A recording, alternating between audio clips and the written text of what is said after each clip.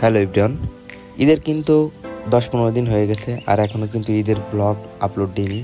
তো ঈদের দিন আমরা কোথায় গিয়েছিলাম এবং কোথায় কোথায় ঘুরলাম সেগুলো তুলে ধরবো আজকের ভিডিওতে। তো শুরু থেকে শুরু করি। আমরা কিন্তু বিকালবেলা বের হয়েছি, যেহেতু দিনের বেলা কিন্তু অধিক পরিমাণ রোদ থাকে, বিকালবেলা একটু রোদ কম থাকে। এজন্য কিন্তু একটা ইজি বাইক নিয়ে আমরা কিন্তু চলে আসছি বিনোদিয়া ফ্যামিলি পার্ক। আর বিনোদিয়া ফ্যামিলি পার্কে যেতে গেলে কিন্তু অবশ্যই ক্যান্টনমেন্ট আপনার চোখে পড়বে। ক্যান্টনমেন্ট কিন্তু অনেক সুন্দর একটা জায়গা। ক্যান্টনমেন্টের যে দৃশ্য, যেখানে আর্মিরা থাকে, এই জায়গাটি কিন্তু অনেক সুন্দর। আর বিনোদিয়া ফ্যামিলি পার্কের নাম অনুসারে কিন্তু এখানে কিন্তু সবাই ফ্যামিলি নিয়ে ঘুরতে আসে। আর কিন্তু ঈদের দিন, যেহেতু ঈদের দিন কিন্তু আরও অতিরিক্ত পরিমাণে ভিড়, এখানে কিন্তু সবাই কিন্তু এখানে ফ্যামিলি নিয়ে ঘুরতে এসেছে। আর এখানে কিন্তু ঈদ উপলক্ষে একটা জিনিস ভালো করছিল, সেটা হলো বড়োদের জন্য টিকিট 70 টাকা এবং ছোটদের জন্য 30 টাকা করে টিকিট ছিল। এটা কিন্তু অনেক সুন্দর লাগলো। তো ঘুরতে গেলে কিন্তু ছেলেপুলে নিয়ে গেলে কিন্তু একটা বহুত বড় ঝামেলা, সেটা হলো এই যে ঢুকতে না ঢুকতেই বলতেছে দোলনায় উঠবো।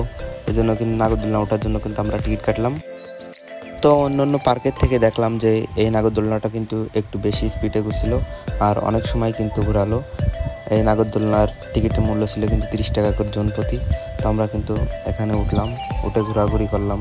পুরো পার্কটা কিন্তু ঘোরাঘুরি করে যখন সন্ধ্যা হয়ে গেল আমরা কিন্তু বের হয়ে চলে আসলাম।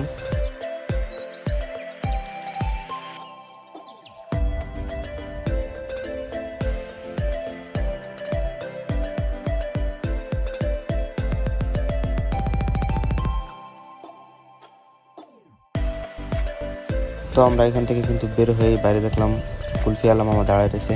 তার কাছ থেকে কিন্তু ঝটপট কয়েকটা কুলফি নিয়ে খেতে খেতে বাড়ি চলে আসলাম।